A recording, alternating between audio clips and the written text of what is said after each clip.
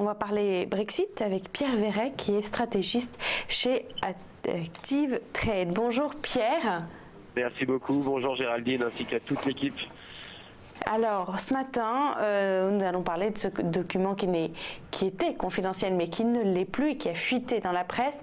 C'est un document dans lequel on dit que le Brexit va coûter cher, même très cher, à l'économie britannique. Est-ce que vous pouvez nous en dire plus, Pierre ?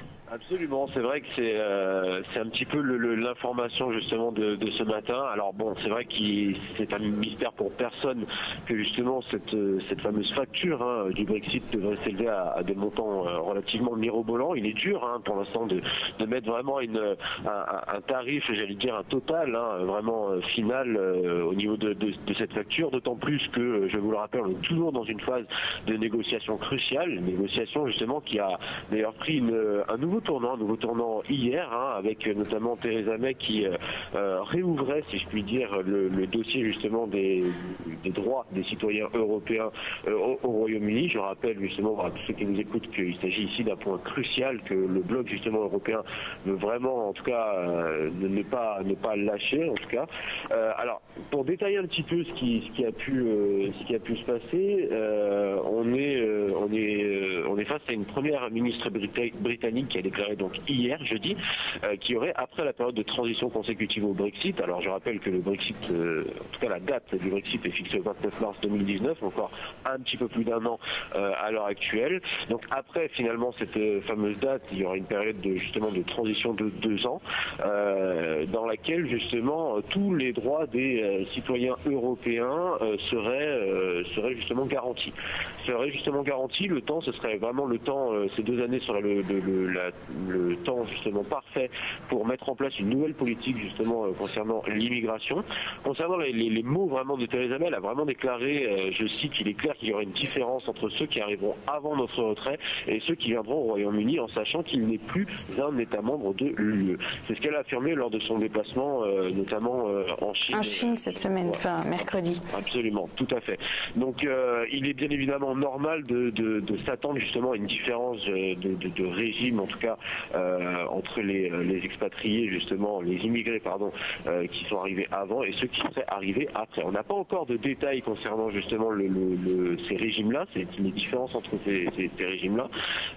Cela dit, ce point-là est bien évidemment toujours en négociation. On a une deuxième nouvelle qui est tombée également ce matin, une nouvelle macroéconomique concernant le développement du dossier du Brexit. Il a été fait mention d'une possible union douanière. Une union douanière, alors il s'agirait ici d'un point extrêmement important, une union douanière qui a été notamment évoquée, qui a été d'ailleurs notamment, j'allais dire, fustigée directement par le Brexit backer Liam Fox, donc partisan du Brexit ici en Grande-Bretagne, qui justement a déclaré que obtenir une union douanière avec le bloc européen n'aura absolument aucun sens puisque cela ne permettrait pas justement au pays de reprendre contrôle de ces différentes politiques, qu'elles soient commerciales ou même d'immigration. Donc on est vraiment ici dans une nouvelle assez intéressante puisqu'elle pourrait vraiment faire évoluer le dossier dans le sens où une union douanière serait bien évidemment dans un premier temps extrêmement favorable aux activités professionnelles, au business, bien évidemment, ça ne fait aucun doute. On aurait justement également une facilitation dans la création de nouvelles structures douanières, cela permettrait de faciliter un petit peu tout ça et également cela permettrait de faciliter, d'assurer, j'allais dire, le futur des échanges entre le Royaume-Uni et la frontière irlandaise qui est, comme vous le savez, un des points justement majeurs, un des points cruciaux des négociations avec le Brexit. Je voudrais terminer justement cette information que on serait donc dans une situation un petit peu similaire à celle de la Turquie. Je rappelle que la Turquie a également une union douanière avec l'Europe sans être pour autant un État membre. Cela dit, on est vraiment loin d'avoir quelque chose comme ça d'implémenté en tout cas, puisqu'on a, comme je vous l'ai dit, pas mal de partisans du Brexit qui sont en train dès ce matin de détruire un petit peu ce projet, en tout cas cette idée d'union douanière qui pourrait permettre de faciliter bien des choses au sein des négociations avec le bloc européen, en tout cas sur le Brexit. Alors maintenant, si je vous propose de parler un petit peu des conséquences justement de ces évolutions au niveau du dossier du Brexit sur les marchés marché, que se passe-t-il justement sur les marchés financiers, puisque c'est ça qui nous intéresse justement chaque vendredi et chaque lundi avec Téléfinance. Alors très simplement, j'ai voulu commencer, je vais vraiment faire un tour très rapide, j'ai voulu commencer avec ces fameux graphiques de performance. Donc vous savez que je suis assez friand, qui me permet un petit peu de dégager les paires les plus directionnelles. C'est vraiment un outil, j'allais dire, très utile sur le Forex, où on a justement l'habitude de voir les monnaies les unes contre les autres, et cet outil permet d'isoler justement chaque devise, permettant de voir un petit peu lesquelles sont les plus fortes et lesquelles sont les plus faibles. Alors, à la vue de ce graphique, il ne fait aucun doute justement que les devises surperformantes du moment sont résolument le GBP, le GBP en tête de file, GBP qui a été fortement massacré pendant la période justement jusqu'au vote du Brexit et même un petit peu après, mais qui s'est relativement bien repris justement pendant toute l'année 2017 et qui, en tout cas semble-t-il, fait un départ en fanfare sur l'année 2019. Je pense en tout cas que les investisseurs sont en tout cas la confiance, j'allais dire, revient de plus en plus chez les investisseurs concernant cette monnaie qui a été très shortée justement pendant l'année 2016. Alors pour continuer, on est face à donc un GBP qui est relativement fort, l'euro qui est également toujours fort pour les raisons qu'on a pu expliquer précédemment lors des précédentes interventions, et puis on a également le dollar qui est la monnaie la plus faible actuellement, qui est vraiment la monnaie la plus shortée, ce qui est justement toujours un problème de confiance. De toute façon, lorsqu'un actif tombe, c'est souvent un problème de confiance des investisseurs. On a également le dollar canadien qui est relativement neutre depuis quelques semaines, neutre en phase négative tout de même, puisqu'il reste sous-performant par rapport au panier de devises majeures. Alors très simplement, et à la vue de ce graphique, on a bien évidemment envie de se tourner dans un premier temps vers ce fameux graphique du GBP-CAD.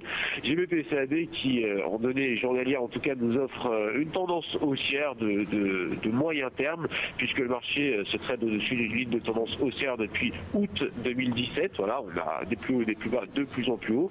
On a des prix qui se sont récemment relativement bien éloignés de leur ligne de tendance, ce qui pourrait justement laisser une petite place à une certaine correction. Je rappelle que pour l'instant la tendance reste forte. On a une moyenne mobile exponentielle à 21 périodes toujours ascendante et qui remplit le rôle de support pour les prix. Un MACD qui ne diverge pas, mais qui nous a offert un petit signal baissier. On n'est pas non plus en zone extrême de prix, donc il n'y a pas de quoi s'inquiéter. Je pense que le marché a encore de la place pour effectuer de nouveaux plus hauts. Les premières résistances, en tout cas pour le marché, sont situées à 1,7575, 1,7630 et 1,7850 par extension pour le dernier sommet qu'on a fait en avril 2017. Rapidement, toujours sur le marché du Forex, on reste sur le câble, le GBP-USD qui est la monnaie la parité la plus directionnelle actuellement. On en avait déjà parlé il y a quelques jours, quelques semaines maintenant sur votre antenne au niveau du GBP-USD. On avait évoqué notamment ce fameux canal haussier dans lequel le marché se traite actuellement. Donc on est vraiment en phase de tendance haussière de long terme depuis décembre 2016. Récemment, on a des prix qui ont effectué une fameuse accélération, un petit peu comme celle qu'on a pu voir sur le GBP-CAD précédemment, ce qui a justement conduit le marché à aller impacter la borne haute de ce fameux canal ascendant. Aucun signe pour l'instant de faiblesse justement de la tendance. On a RSI bien évidemment en zone de surachat, autour de sa zone de surachat qui pour l'instant semblerait-il diverge, nous offre une petite divergence baissière, rien de confirmé. De toute façon, je ne recommanderais à absolument personne de vendre ce marché sur la base d'une divergence, puisqu'on sait qu'un marché peut diverger longtemps avant de vraiment corriger. On a un marché justement qui est capé en intraday par le niveau des 1,4240 avec bien évidemment en première résistance les 1,4442 et en premier support la zone psychologique des 1,40, zone sur laquelle nous avons déjà fait un pullback. Si je peux terminer maintenant, Géraldine, avec le marché action anglais, marché action qui est représenté ici par le FTSE 600, SPS 100, donc qui représente vraiment les 100 plus grosses capitalisations boursières du marché anglais. Et écoutez, on est face à un marché beaucoup moins, j'allais dire, beaucoup plus volatile, en tout cas c'est un petit peu le propre justement de ce marché action face au marché Forex. On est face à un marché qui est dans une phase corrective, qui a notamment perdu plus de 4% depuis janvier, depuis le début de l'année, et qui cote actuellement autour des 7450 points. En première résistance, on a les 7500 qui correspondent à une zone psychologique, les 7575 qui correspondent à une zone de résistance weekly, et en support, on a les 7430, 7380 et 7350 pour pour ce qui est des indicateurs techniques, on a un indicateur DMI qui indique la force et de la tendance et puis la directionnalité du mouvement, qui nous montre une pression vendeuse beaucoup plus forte que la pression acheteuse actuelle. On peut donc s'attendre peut-être à une légère congestion au-dessus des 7430 et une extension du mouvement vers les 7380, 7350 par extension. Voilà, Géraldine. Parfait, merci Pierre Verret. Je rappelle que vous êtes stratégiste chez Active Trade.